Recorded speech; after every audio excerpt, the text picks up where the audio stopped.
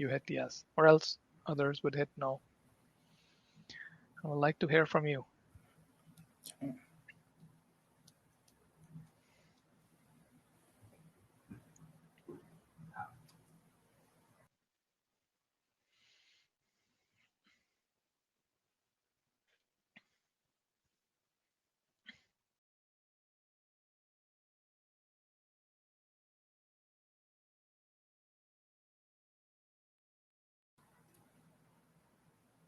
Okay, I think we have about a minute before we start the actual presentation. The presentation. So yeah, I hope we're all pumped for this and excited. I know I am. So yeah, um, Did we get the poll results in yet? I think yes, they're coming in. I think probably when it's 10:10, a lot more people should be joining. Hmm. So I want to leave it probably for about a couple of minutes after just after that, and then I will just publish the results for you. Yeah, Sounds good to me. yeah, and then I'll end the poll. Okay.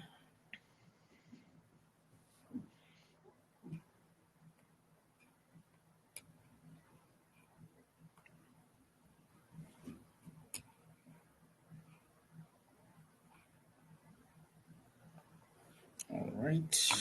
Let me.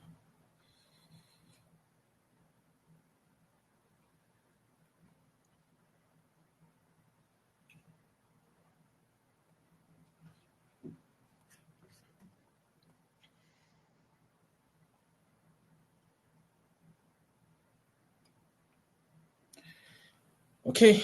All right. I believe it is time. So I'd like to welcome everybody to this breakout session at the Inspire Conference 2020. I believe it's already been a really, really, really great conference so far. We just finished a panel just now, and there were a lot of interesting speakers there. So it has really, really, really been good. My name is Mayokun Adefolaju. I am a business technology management student. I'm currently in my second year, my third term, and yes, I am just going to be moderating this session. And the guest speaker we have today is Udit Khanna. And yes, he's I think over time when I was introduced to him, I reached out to him and started conversing on LinkedIn, and even within that short period of time, I could see the depth that he has, and how much he also has to give. So I believe this is going to be a very, very interesting session. So I'm just going to read his really, really short bio, just so that you also have an understanding of who he is and where he works right now. But everything before then, he's going to take us through what he has for us. And I believe he's going to touch on his career, probably a little bit about his early life and what he's doing now, how he transitioned into IT, and yes, like I said, what he's doing right now. So, Udit Khanna is a technology project manager at Strikeman Elliott. In his role, Udit leads technology and IT projects through all project phases. He's passionate to solve complex business problems through collaboration to achieve goals. Outside of work, Udit likes to work out and to stay active and cook. I also believe you have talked a little bit about that earlier on. So, yes, I would like to give the floor right now to Udit. And yes, inspire us, please. Thank you, Megan. Thank you for the introduction. And I want to thank you everyone on the call here, viewing this presentation today. So one thing I'm gonna do for you today is I'm gonna inspire you to be better and to achieve your goals. And the reason, like when Manuel reached out to me for this conference, and I immediately said yes because uh, a conference like this, a presentation like this, a meeting like this, I attended a lot of them when I moved to Canada and when I started my education here. And the amount of confidence, the amount of learning, the experience I got from these, and really I was able to shape my career as well. So I want to share that with you and kind of pass that along, kind of give back uh, to you guys so that you can also achieve great success and achieve your goals. So as I asked the question, Megan, can you put this in the presentation mode? Uh, Yes, I please. see the other one. Okay. Thank you. And hope you all are excited and ready to be inspired, motivated to achieve your goals, to do good for your career. Okay. I'm coming. 1 minute, please. Hmm? Yeah, I think I'll need to share my entire screen.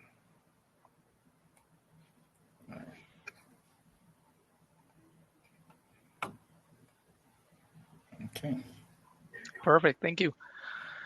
So I asked this question first, like, are you transitioning into IT from another field? And the reason I asked this question is because I've seen, again, this is coming from what I talk to people, my colleagues, my mentees, my mentors. Everyone talk about like how hard it is to transition. So do we have the results yet for the poll? Yes, I believe I have shared the results on the screen. I've shared the results on the screen. I believe it's visible right now. If you look at it, Hmm.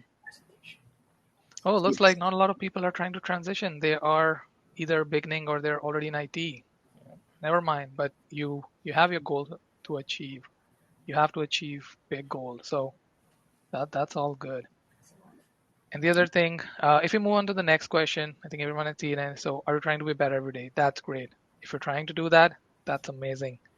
And you're gonna thank yourself for doing so. Uh, maybe 2 months from now when you graduate, or maybe when you get a job, or when you few years down the road. So that's gonna be amazing. So if you can move on to the next slide. Okay, so before we get started, I just want to tell you like what I'm going to share is my story, my experience, and what I think, what I've learned so far throughout my career, throughout my life. I'm going to share that, and I want to inspire you to be good at your current role, your job, your studies, as well as uh, help you be what you want to be in future. And talking about today's agenda, so I will start on with inspires. I want to inspire. Talking about the agenda for today, I want to inspire you to achieve your goals, as I said, and I'm going to do that talking about my successful transition into IT. And once you're all inspired, motivated, and ready to go, I don't want to leave you there. I want to give you two frameworks to go and execute on them. So, talking about my story. So, I'll start off with what inspires me. My inspiration comes from that I want to be better every day. What I mean when I say that is, what am I doing today at my job? I'm a technology project manager today. I want to be better at it. I want to be the best technology project manager within my firm, and I want to grow from there. I want to progress to a senior project manager and director for project management, and so on. So that's what inspires me. When I talk about community involvement, I want to be better at that as well. It's a two-way street. You give, you contribute, and you receive at the same time, which is very important. And even within my family, I want to be a better husband, better father, better brother, better uncle. So I want to be better at everything that I do. And the reason I emphasize so much on being better is if you are not trying to be better, you're gonna be obsolete. If you're working in your work environment, you're working in a job, and you don't update your skills, you don't try to be better, don't try to be the best, you're going to be replaced one time. There will be a time come when you will be replaced, and you don't want to be the person that replaced. An interesting example that I want to share here is talking about the automotive industry. So right now there's disruption and revolution in the automotive industry with Tesla, right? So autonomous vehicles and electric vehicles. Like if someone would have asked 10 years ago, do you think autonomous vehicle is going to be reality? There will be cars all electric. Someone would have said, no, that's not, or maybe that's out 20 years, 30 years. But today, if you ask this question, people are like, it's already on the road. So you want to keep learning, keep evolving with the time. So if you go to the next slide, start the next slide. Okay. So before I do that, I'll just like to anybody who is on in this session, if you have any questions at any time, please drop them in the chat. And after the presentation, we'll definitely go through. I'll read through all the questions, and Udit will also give answers to them. Thank you. Yeah, I'll hang around. If you guys have any question, we'll be more than happy to answer them. So starting with my story, again, I want to emphasize on goal setting as well throughout my story, that how important it is to set your goals if you want to achieve them and be control of your future. And I know someone asked, I think Dean asked the question as to where I got started. Yes, I completed my undergraduate degree in mechanical engineering back in 2013. And yes, you heard it right. I graduated in mechanical engineering, and right now, today, I'm in technology. So 2013, I started with mechanical engineering degree, and this was core mechanical engineering. And right after graduation, I was fortunate enough to get a role as a quality engineer in a manufacturing company. So core mechanical uh, fasteners, we were producing fasteners for power transmission lines. So it was totally technical and pure mechanical engineering, nothing close to IT. We used computers, but it was strictly mechanical engineering. In my role, I was responsible for quality assurance, quality control, process improvement, defect reduction, and those kind of things. And I was again, even at that time, I used to give my best, not having clear goals, but doing in the moment the best work. And as a result of that, in a couple of years, I was able to be a quality manager. And again, what I was doing before, now I was as a manager leading a team of four to uh, to execute the same project: quality assurance, quality control, product improvement, and defect reduction. And again, at the time, I didn't believe in setting goals or writing my goals down or anything like that. But there came a turning point in 2015 when I realized I had a self-realization moment, like, what am I doing? Where am I going at? And what are my options? When I look outside, I want to find a new role. What are my options? And I found myself to be constrained in a bubble, having not enough options, since I was really in a bubble for, or my skills were really focused on the mechanical engineering aspect of it. I enjoy that subject. I enjoy and I'm really good at it. But I felt that the industry has changed. There's more out there that I need to learn, and I need to find something which would open more doors for me. So that was a turning point, and that was the motivation that led me to move to Canada and pursue my uh, MBA degree. And starting the MBA degree was not that straightforward. Previously, I did enroll in Masters of uh, Master of Engineering in Mechanical, but again realizing that I need to come out and have a lateral skill, or need to change what I'm doing so that I can open more doors for myself, I chose MBA. I believed at the time that if I study MBA, that will open more doors for me, more industries for me. I can get out of the production floor and I can be on any industry, because every industry need MBAs and they need someone to run run different projects and tasks. So I started my MBA in 2017, and it was a great journey. So I moved from India to Canada. I moved to Winnipeg and started my MBA program. And MBA program, that's when, like during my MBA program in first couple of terms, I was able to realize so much. I was open to learning, was able to learn so much so that uh, again, it was an amazing journey. So another thing before the conference started, I was mentioning like how important it is to talk to people, network, and attend such conferences, is because you learn things which you didn't know before. And that happened with me. So when I started my MBA, or when I started my MBA, even during my first two terms, I was a finance major and a marketing major. So I changed it after my first term to supply chain management, because I went to several different networking events that I was able to realize that finance is not for me. even though I will graduate, when I go and find a job, I would not have any relevant experience and I'll have to start from the beginning, which I didn't want it to do, as I wanted to continue the progression that I had in my career. So being strategic, choosing my courses accordingly, and again, always ensuring that my interest is in line with what I'm doing and where I'm going. So what I did, I switched to my one of my majors from finance to supply chain. And again, to make that switch, again, this networking, listening to people, talking to people made a huge difference. And again, I'm going to encourage you to do that as well. So since you're here, that's great. You're already on the right path. And I would encourage like you should go to other speakers as well and attend other networking events as well because your college is going to offer all that. And that's what my school, my university did that for me as well. And that's the receiving part of it, right? So you need to be focused on giving back as well, right when you're at school. And I believe like in my experience in the school, it's really easy because there are so many opportunities and it's really easy to get on them.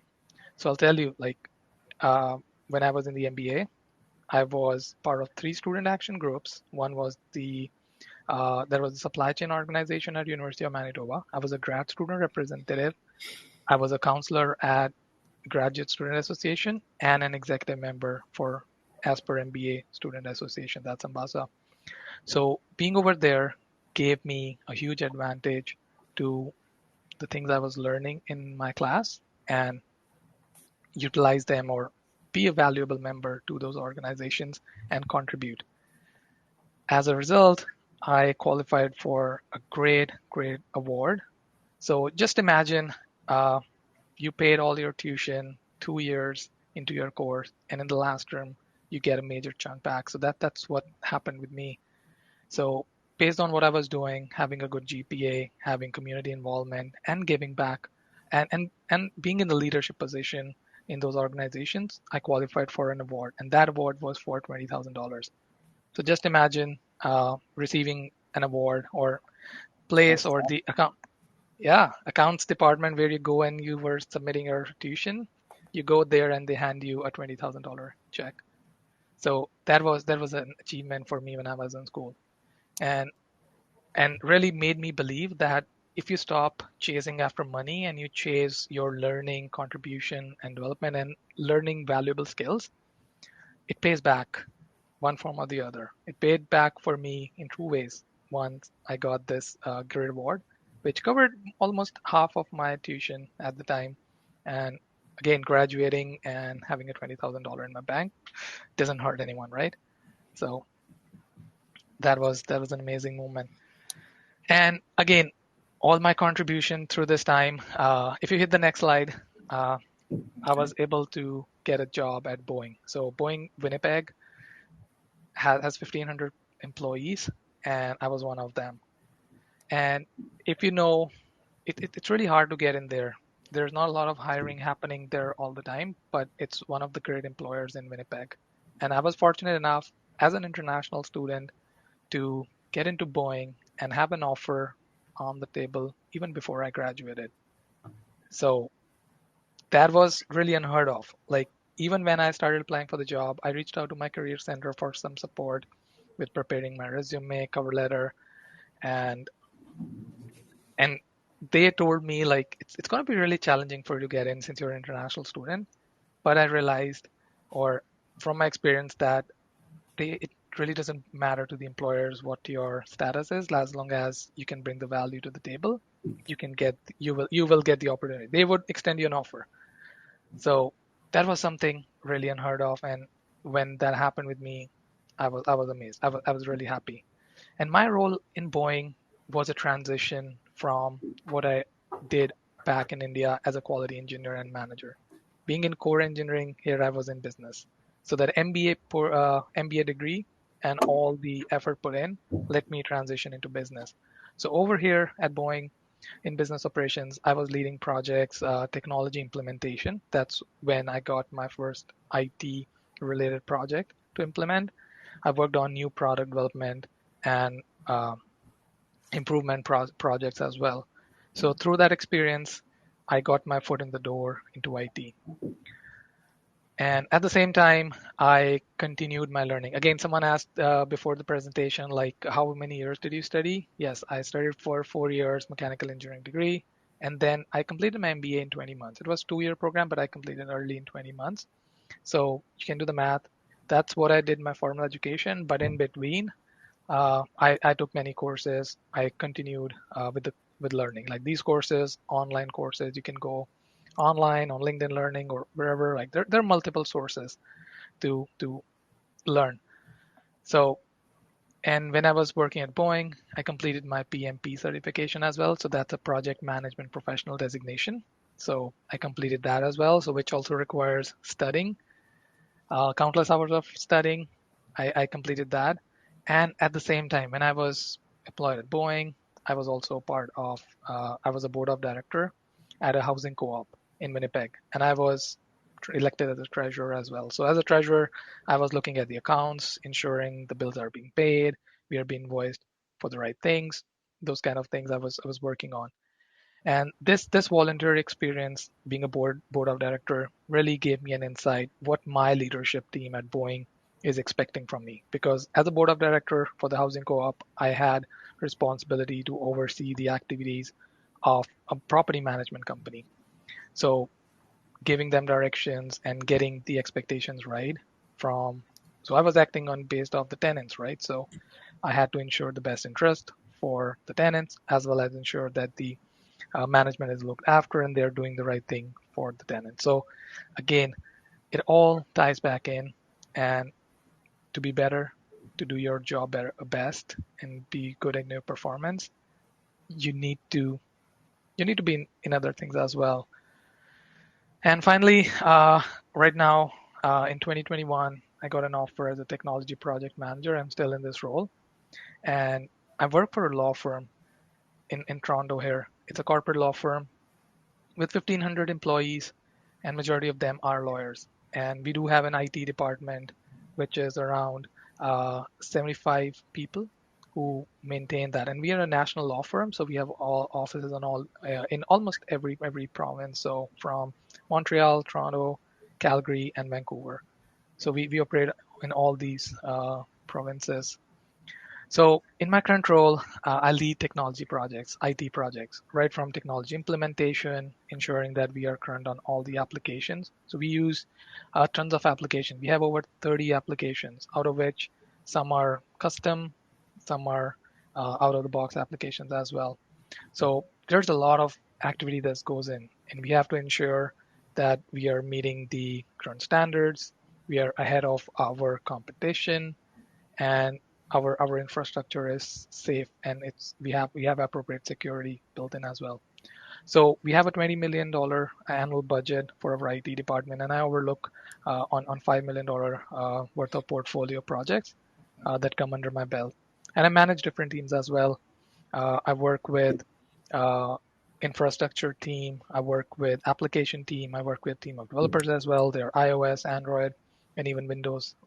They do all those kind of good stuff, as well as security team to ensure that our infrastructure, our application, our firm, every all the data is secure, and even we have confidential information from different clients, right? Since we're a law firm, so confidentiality is a big part as well.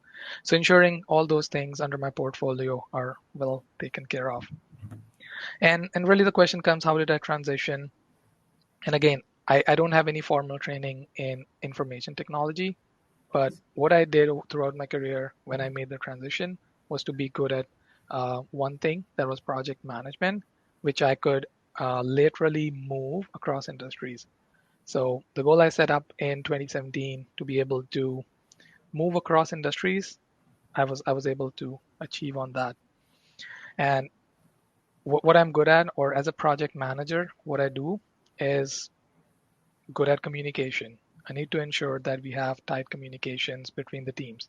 We have an organizational goal that we have set up, and we have a lot of smart people, uh, uh, a lot of smart people that I have to manage. So these are smart people. They are good coders, developers, uh, other IT people. So I manage that team. Megan, can you go to the back slide, previous slide, please?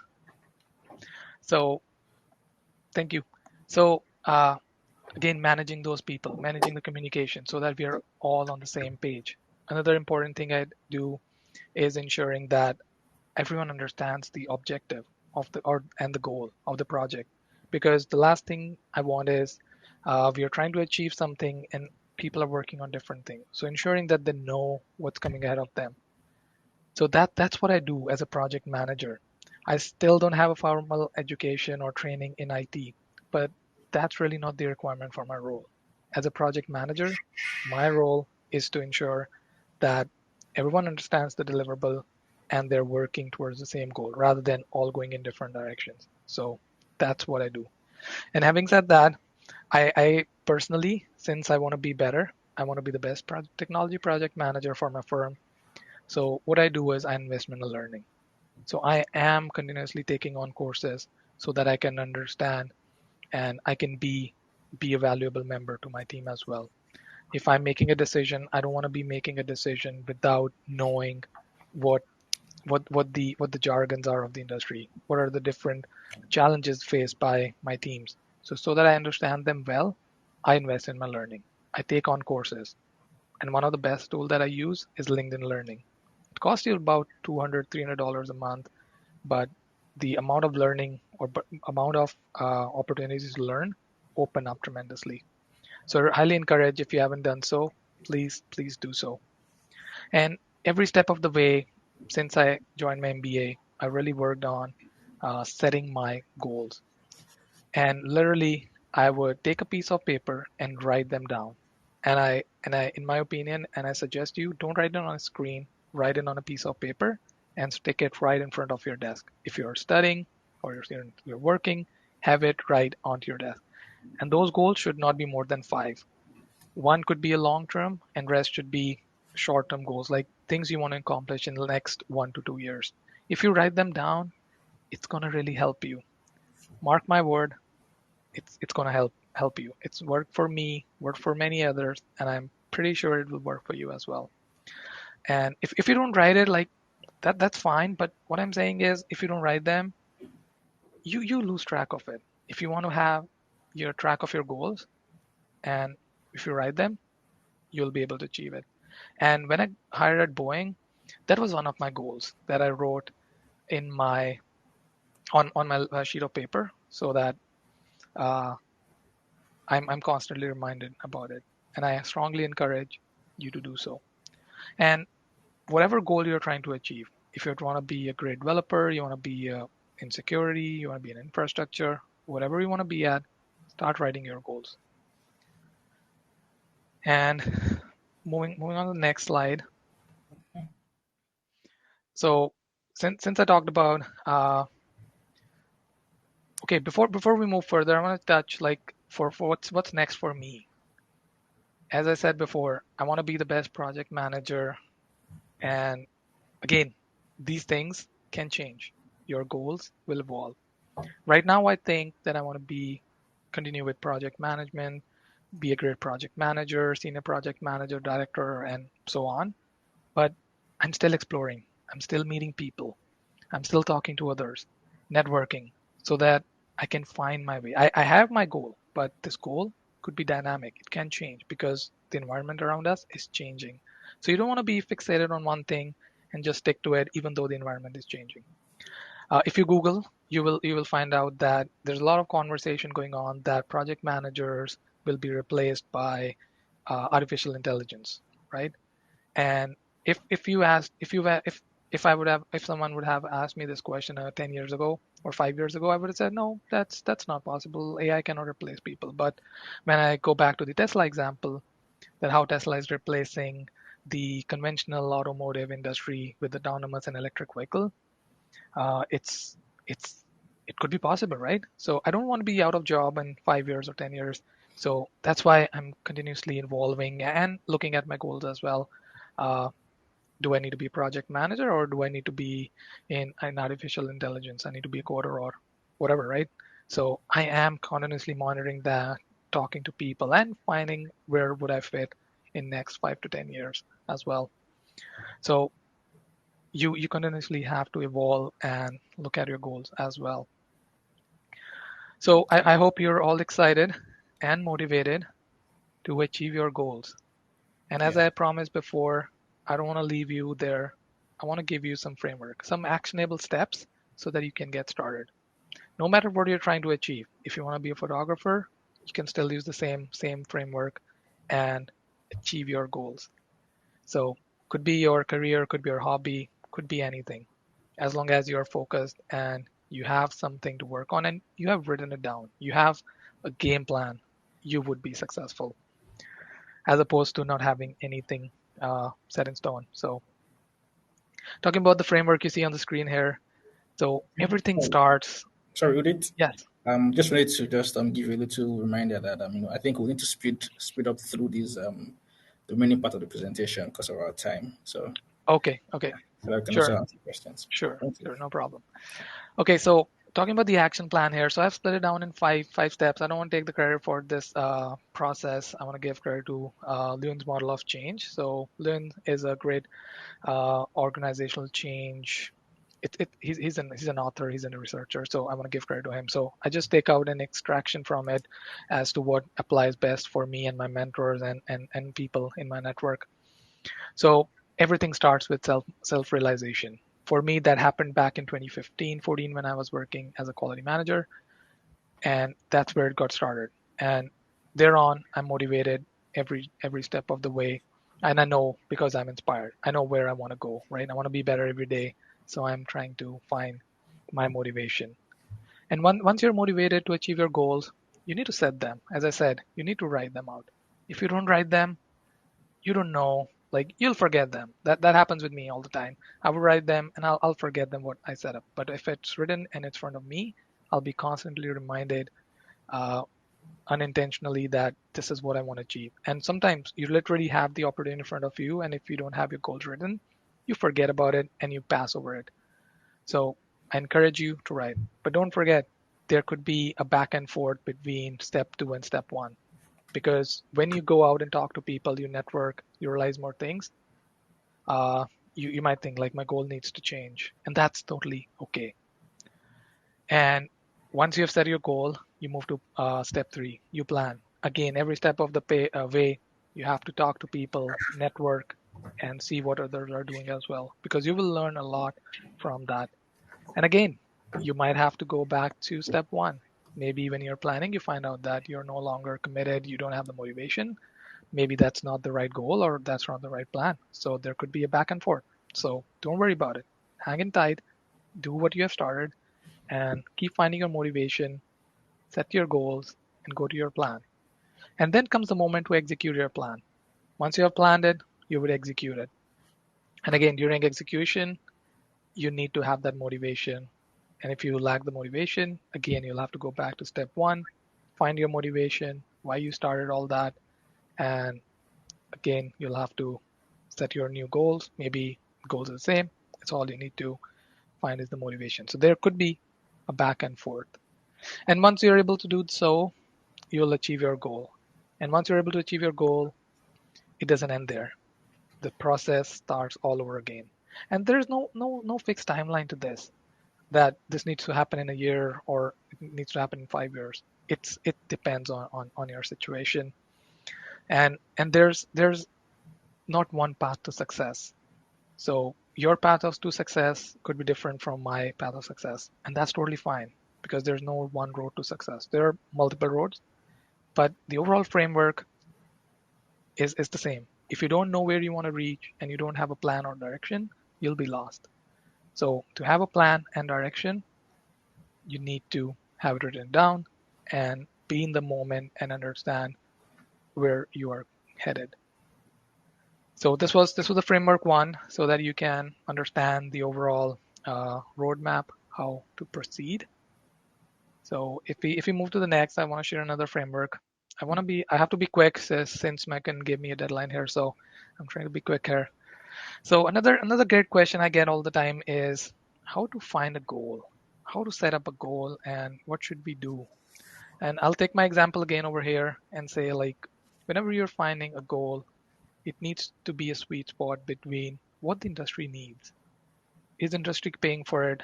Are there enough jobs out there for that industry? And the second thing comes is, do you have the right skills? Because if you don't have the skills, you can't get into it. You cannot be a valuable member, and you cannot get a job. So to get a job, you need to have skills in the industry that pays. There are jobs out there.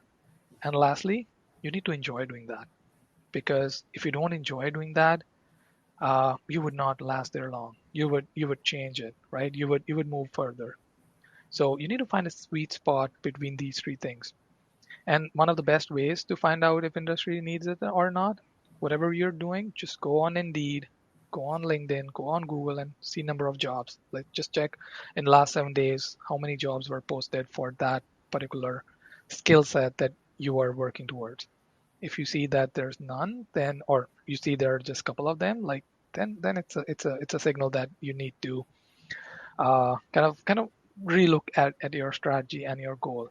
And for me, getting into IT from right from mechanical would have meant I have to spend 3 4 years in school or 2 years in school and do all the transition. But I found a different path. I found a lateral movement that if I get into business and project management, that would let me move horizontally through the industries. And that's what happened. And that's what I've done. So again, it would look differently for you because no one story, not everyone's story is the same. So everyone has a different story. And moving on to the next one. So coming to an end here. So I want to give you three takeaways from today. That first one is information is key. If you don't know about something, you cannot make a decision. You cannot make that your goal. So you need to know. And how would you know that? You need to network. Your school is going to give you plenty of options to network. And with things opening up back again, pandemic out of the way, it's going to be much more interactive and much better than before. And you need to talk to people. You need to talk to people in the industry, your professors, your colleagues. Talk to everyone. Talk to people. Ask them about what they do, how they do it, about their story, and try out experiences. Don't just leave it out there. Try it out. And when you do that, you would know early that whether you want to proceed with one thing or the other. You need to look for something else. So always remember, knowledge and information is key. The other thing is motivation. You cannot be successful without motivation. As I said, if you are working towards something and if you lose motivation throughout the way, find out why. Is that something that's because the industry don't need it, or is that something you're not interested at all? If you're not, rethink your goal and change it accordingly. I give you one example. Like a couple of months back, I had an obsession for photography. I used LinkedIn Learning to take a couple of courses there, and halfway through it, the course asked me to go for an outdoor assignment. I started that, and I felt that I lacked motivation. And I was like, I try to push myself, but I was like, no, it's not driving with me. I need to relook at my motivation. I'm not motivated anymore. So I kept it on the side, and the camera is still collecting dust till date. So that's that. I had motivation earlier, but not now. But when I was presented the opportunity to come and speak at Inspire and talk to students here, I was like, oh, I'm motivated. I'm on it. So count me in. So I'm here today. So really find your motivation. You cannot go further without a motivation. And lastly, you need to be better every day. I know more than 90% of people on the call on this presentation here are trying to be better every day. And continue doing so. Write down your goals and understand your goal and direction you're headed, and that will make you successful. And for those 8% who are not, I really encourage you to start. Consider this and try to be better every day what you do, or else you risk of going obsolete. Someone else out there will inspire you, and you can see 90% of the people on the call are already trying to be better, and if they do, see the statistics in front of you. So I don't want uh, that to be the case. So moving on to the next one. So connect with me. I would like to hear out your stories. I would like to see where are you at in your career, where are you headed, how you're doing that. And if you have questions, if you're not able to cover all the questions today, if you want to connect with me, ask more questions, seek some guidance, reach out to me, connect with me on LinkedIn, and I'll be more than happy to uh, share my thoughts with you. So off to you, Markin. Thank you, Okay. and I All hope you're all inspired. And if you have questions, I think this is the time to ask them.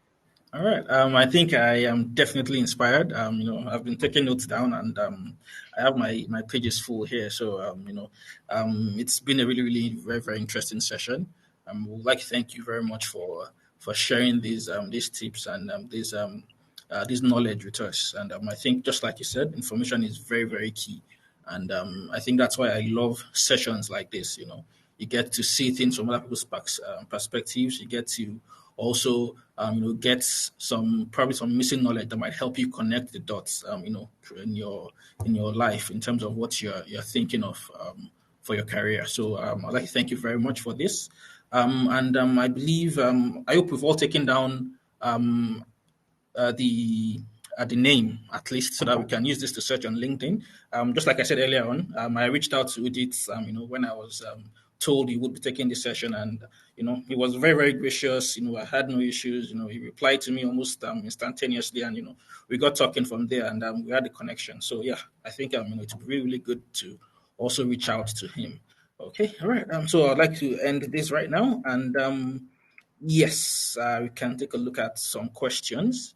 Um, yes, okay. All right. So let me scroll up a little. All right. I think you've already answered some questions. So the first question here says, in Canadian context, what does an employer expect from a beginner? So when you're a beginner, like when you're starting your career, employers know that you are beginning your career, right? So they know that you have some formal training in school, but they know you're not the expert. So they're not expecting you to do something revolutionary right when you enter the door. So keep that in mind. But they expect certain behaviors, right? They expect you to follow the instructions. They expect you to deliver the task that they expect from you. And they're always there to mentor you and coach you. So bosses are trained this way. Like the managers are trained to be a good coach, mentor, and help their team. So when you're beginning your career, they know that you are starting your career here and they know what to expect from you. And in terms of you should be willing to learn and contribute. So as long as you're doing that, you'll be successful in your role or your new job. Okay. All right. Thank you very much for that. I think another question says, what advice do you have on how to network with people without coming off as needy or too eager? I think that's something that a lot of people struggle with a lot. You're trying to reach out to someone and you're thinking, how long should my write up be? Do I need to come off as it can be a delicate balance, I It's believe. tricky. Yeah, it's Yeah, tricky it's for very, sure. very tricky. So how would you advise someone about that? So first challenge I see with networking is finding people to talk, right? And again, I'll share this both in pandemic, online, virtual context, as well as uh, an in-person context, right? So the first thing is like don't ever go to someone and ask for a job straight away. I know we all want jobs, to be honest. Yes, even I was at that stage where I wanted a job desperately, being an international student studying and you want to get hired, right? So don't ask for a job because no one really cares where you come from or what your financial situation is, how much you're invested. No one cares about it. All employers cares about is what value you bring to the table. So if you're a beginner, they want someone who can do the work and at the same time they are coachable. You can teach them, you can set their they can set their expectations with them, like how do you want they want you to work or what they want delivered from you. So don't start by asking a job. Start by what you bring to the table. And when you network, you need to find people. So over here, you're here, you have a great opportunity to ask me questions and network with me, and later on connect on LinkedIn and have the conversation going as to how do you connect with me through my story, or if you want to learn more about anything. So be curious, ask questions, and questions that will answer or let you or inspire or ignite motivation for you. So try to find those kind of questions. And when it comes to uh, like pandemic style networking, when you cannot meet with people, again, the greatest tool is LinkedIn. Go on LinkedIn, connect with people, let them know why you're connecting with them, what burning questions you want to answer. Again, don't ask for a job, ask for questions as to what excites you reading about their role, their company, and what you're doing right now. You can also start by telling them what are you doing right now and what you inspire to be, so that you have some commonality to connect with that person. So networking is great, and even you're networking with your classmates. So if you have a group assignment and you decide that, oh, I'm not going to be spending too much time on this one and I'll let the others do it, that's bad networking. You're networking all the time. You are networking with them, and you want to you want to be you want to always be your best self when you're whatever situation you are. You're going to a restaurant with your friends.